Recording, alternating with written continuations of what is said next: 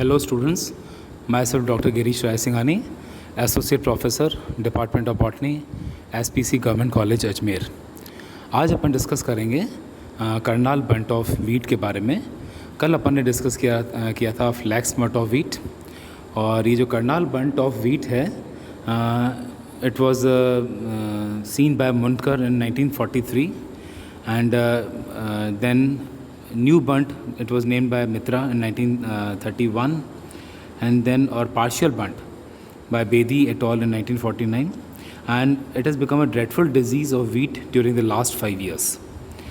The disease was first reported in India from Karnal, Haryana by Mitra 1931. It was suspected that, इसलिए इसको नाम जो दिया गया है वो this Karnal bunt of wheat, it was suspected that the disease was present in the undivided Punjab even as early as 1908. The disease is more prevalent than the stinking smut or the hill smut, which is restricted only to the cooler hilly areas of North India. Previously, the Karnal bunt or the partial bunt was restricted to certain sub-mountainous districts of Punjab and a part of western Uttar Pradesh adjoining Haryana and Punjab. However, now the disease is known to occur in Delhi, Rajasthan, Haryana, Punjab, Himachal Pradesh, Jammu and Kashmir, and Uttar Pradesh. It appears that the pathogen is now established in major wheat growing areas of the country. First of all, we discuss now about the symptoms. The symptoms of the disease are totally different from the hill bunt. The Karnal bunt becomes evident when the grains have developed. It is then found that some grains have been partially, rarely, wholly converted into black powdery mass and closed by the pericarp. Not all the ears as stool carry the disease, and even in the same ear, only few grains are smutted. Since embryo is not always damaged, such partially affected grains can germinate and even produce a healthy plant. Since the smutted grains are very irregularly distributed in the ear, it has been presumed that they are the result of airborne localized infection. As the grains reach maturity, the outer glooms spread out slightly and inner glooms of the spikes expand. The spore mass remains covered by the pericarp for some time, but soon after the latter ruptures, exposing the black powder to the atmosphere. The presence of foul smell due to trimethylamine is prominent in this disease, and therefore the disease has been mentioned as stinking smut by early workers. Now we come onto the causal organism. The causal organism of Karnal bunt was first reported as Tilletia tritici by Mitra 1931. The name was later changed to Nivosia indica by Mundkar in 1940. The taxonomy, especially in the light of morphological characters of genus Tilletia and Nivosia, is still controversial. Fisher 1953, limiting the species of Nivosia, has again transferred Nivosia indica to Tilletia indica. However, most of the workers in India still adhere to the name Nivosia indica. The chlamydospores, teleospores, or the bunt spores are darker brown. They are spherical to oval with reticulations on the epispore which appear as curved spines. These spores measured 22 to 49 microns, average 35 microns in diameter. A thin haline membrane, the perisporium or the sheath, surrounds the spines on the epispore and persists when the spores are mature. The young spores bear an apiculus which arises from the episporium and not on the perisporium. You can see in these diagrams wheat grains which are affected with the Karnal bunt and the germination of spores. You can see the young spores bear an apiculus which arises from the episporium and not the perisporium. The reticulate projections are composed of two double strands which are cemented together by two cross bands or at near the apex. The spores are easily windblown. Germination occurs by formation of a short, stout promycelium at the apex of which a whorl of 60 to 185 sporidia are found. These sporidia are long, sickle-shaped and do not fuse in pairs. They germinate by a germ tube which acts as an infection hypha. The germination of spores is very unsteady and exact conditions for this process are unknown. It is generally believed that the spores have a long dormancy period. Percentage of germination increase with aging of the spores or grains containing the sori. Freshly collected spores fail to germinate, and 8 to 9 months old spores also give only poor germination. A temperature of 10 to 25 degrees centigrade is favorable for germination of spores.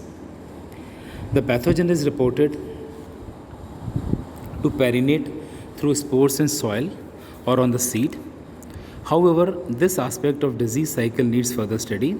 So far, the general consensus is that the spores fall on the ground and survive until the flowering time of the crop in the next season, or they are introduced into the flowering time of the crop in the next season, and they're introduced into the soil through infected seeds and remain inactive until flowering time of the crop. The spores germinate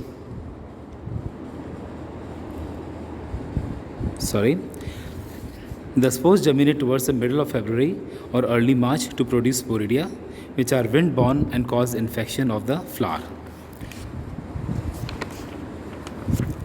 High humidity, frequent light rains, cloudy weather, low temperature, particularly at the time of flowering, have been observed to promote rapid and severe development of the disease.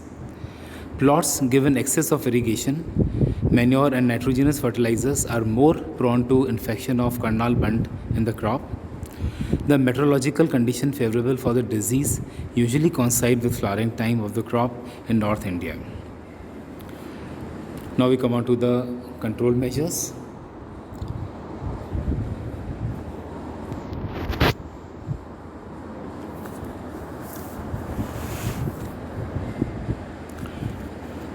Crop rotation to avoid soil-borne inoculum may not be always of much use due to seed-borne inoculum and wind-spread sporidia. Thus, most effective control measure could be the development of resistant varieties. The resistant varieties in varietal trials in Indian Agricultural Research Institute, New Delhi, varieties HT 1907, HI 358, H3 743, M137 have shown resistance towards this disease. Chemical control of the disease through seed treatment and spraying has been tried by many workers in India, and Mitra in 1935 had reported that seed treatment with agrocin, Horticin A or sulfur dust, even at very low doses, reduced infection from seed-borne inoculum.